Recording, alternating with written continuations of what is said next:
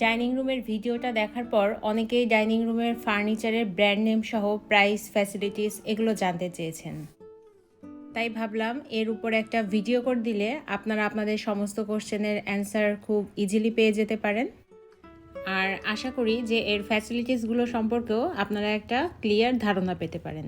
তো না টেনে ভিডিওটি শেষ পর্যন্ত দেখতে থাকেন। আশা করি ভিডিওটির মাধ্যমে আপনারা একটু হলেও উপকৃত হবেন। আর ভিডিওটি যদি আপনাদের ভালো লেগে যায় তো লাইক করতে একদমই ভুলবেন না। আর যারা আমার চ্যানেলে নতুন, ভিডিওটিতে যারা প্রথম দেখছেন, চাইলে চ্যানেলটি সাবস্ক্রাইব করে রাখতে পারেন। তো ডাইনিং রুমের সবচেয়ে ইম্পর্টেন্ট সেটা হচ্ছে ফ্রিজ। প্রথমে এই ফ্রিজটা নিয়ে কথা বলবো। আমার এই ফ্রিজটা হচ্ছে ডাবল ডোরের, আর এটা হিটাসি ব্র্যান্ডের। তো ফ্রিজটা যেহেতু ডাবল ডোরের, আমি আপনাদের একটু খুলে দেখাই। খুলে দেখালে আপনাদের একটু বুঝতে সুবিধা হবে। এই যে ফ্রিজটা খোলার পরে দেখেন কত জায়গা ফ্রিজে। এখানে কিন্তু হিউজ স্পেস আছে। আর ফ্রিজটা হচ্ছে আপনার সম্ভবত 585 লিটার। আর এই যে এখানে সমস্ত ডিটেলস আপনার দেওয়া আছে। ফ্রিজের হচ্ছে আপনার মডেল নাম্বার সহ ডিটেলস সব এখানে যে দেওয়া আছে। আপনারা চাইলে এখান থেকে স্ক্রিনশট নিয়ে রাখতে পারেন। আর আমরা যখন কিনেছিলাম ফ্রিজটার দাম ছিল 2,05,500। ডিসকাউন্টের পরে আমাদের পড়েছিল 1,85,000। ফ্রিজের উপর এই যে তুর্কি স্টাইলের একটা ল্যাম্প রাখা, এটা আমি ইউনিভার্স থেকে নিয়েছিলাম, গুলশানের।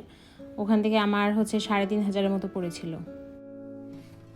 এবার সেই ডাইনিং টেবিলে আমার এই যে আরেকটা ডিপ ফ্রিজ রাখা আছে।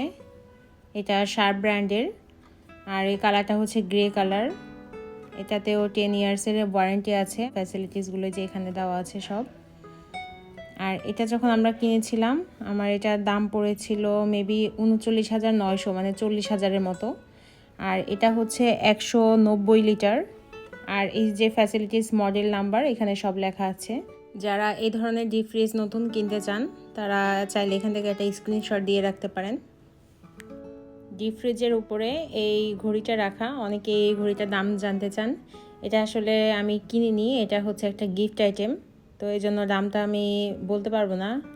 কিন্তু এই ধরনের যে ঘড়িগুলা যতদূর আর কি আমি জানি 3,500 থেকে 6,700-এর মধ্যে আর কি পাওয়া যায়।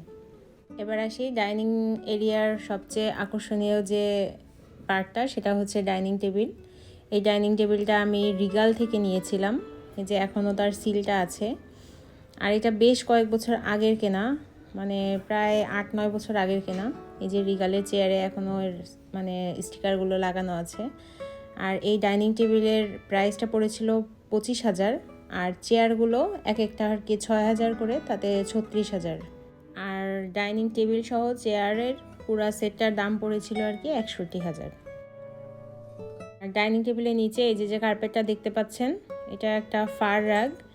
এটা আমি হোমটেক্স থেকে নিয়েছিলাম, বসুন্ধরার যে হোমটেক্সের শোরুম ওইটা থেকে। আমার এটার প্রাইস পড়েছিল মেবি 10,000-এর কাছাকাছি। ডাইনিং টেবিলের পাশে এই যে ওভেন রাখার জন্য যে মিনি ক্যাবিনেটটা, এটা হচ্ছে হাইটেক থেকে আমি নিয়েছিলাম। আর এটার দাম পড়েছিল আমার যতদূর মনে পড়ে 35,000 বা তার একটু বেশি আর কি, কাছাকাছি। আমি এক্স্যাক্ট যে প্রাইসটা সেটা আসলে বলতে পারবো না, আমি কাছাকাছি একটা বলতেছি। একটা প্রাইস 19-20 হতে পারে। আশা করব ব্যাপারটা আপনারা ক্ষমা সুন্দর দৃষ্টিতেই দেখবেন। নেটটার উপরে যে মাইক্রোওভেনটা রাখা, এটা ওয়ারপুল ব্র্যান্ডের। ওয়ারপুলের জেট ক্রিপসের একটা কনভেকশন মাইক্রোওভেন। এটার প্রাইস পড়েছিল 20,300 টাকার মতো। ডাইনিং রুমের ভিডিওতে আমার অনেকগুলো কমেন্ট আসছে যে আমার ওয়াটার পিউরিফায়ারটা হচ্ছে কি ব্র্যান্ডের। এই দেখেন, এটা হচ্ছে লিপিওরের একটা ব্র্যান্ড। এটা RO plus UV plus UF plus হচ্ছে টেস্ট এনহ্যান্সার একটা পিউরিফিকেশন মানে ওয়াটার ফিল্টার। আর এই লিপিওর ব্র্যান্ডটার 3টা মডেল আছে। একটা হচ্ছে NV, একটা হচ্ছে NV প্লাস, আর একটা হচ্ছে NV নিও। তো আমারটা হচ্ছে NV প্লাস রেড কালার। এটার একটা ফ্যাসিলিটিস হচ্ছে এটা ঘন্টায় 15 লিটার পানি পিউরিফাই করতে পারে।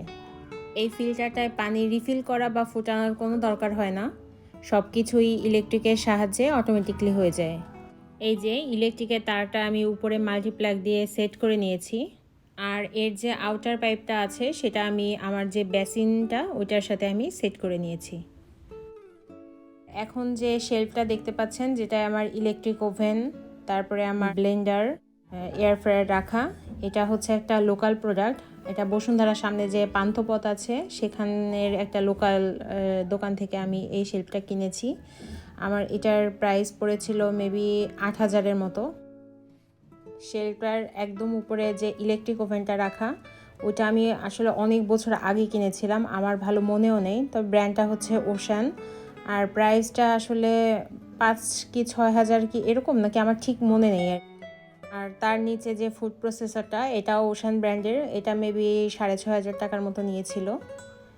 আর এয়ার ফ্রায়ারটা হচ্ছে আমার গিফট আইটেম, আর ওই পাশে টোস্টারটা আমার বিয়ের সময় আমি গিফট পেয়েছিলাম, তো এই জন্য ওইটার প্রাইসও আমি জানি না। আমার শোকেস বা ডাইনিং ওয়াগন যে যেটাই বলেন না কেন, এটা আমি হচ্ছে কালি কড়াই কাঠ দিয়ে বানিয়ে নিয়েছিলাম। তো এটাতে আমার কাঠের দাম সহ মজুরি সব কিছু মিলিয়ে আমার 42,000 টাকার মতো পড়েছিল। আর আমার ডাইনিং এরিয়াতে লাস্ট একটা ফার্নিচার যেটা রাখা আছে, এটা একটা শু র্যাক। এটা আমি নাদিয়া থেকে নিয়েছিলাম। এটা বিচুটের একটা প্রোডাক্ট, আর এর প্রাইসটা পড়েছিল হচ্ছে 25,500। তো এই তো আমার চোখে যেগুলো পড়ছে সবগুলোরই দাম মোটামুটি বলে দিয়েছে। আর এই হ্যাঙ্গিংগুলোর প্রত্যেকটার পিস 150 টাকা করে নিয়েছিল। তো ভিডিওটি আপনাদের কাছে কেমন লাগলো অবশ্যই কমেন্ট করে জানাবেন। আজকের মতো ভিডিওটা এখানেই শেষ করছি। সবাই ভালো থাকবেন, সুস্থ থাকবেন। Bye bye.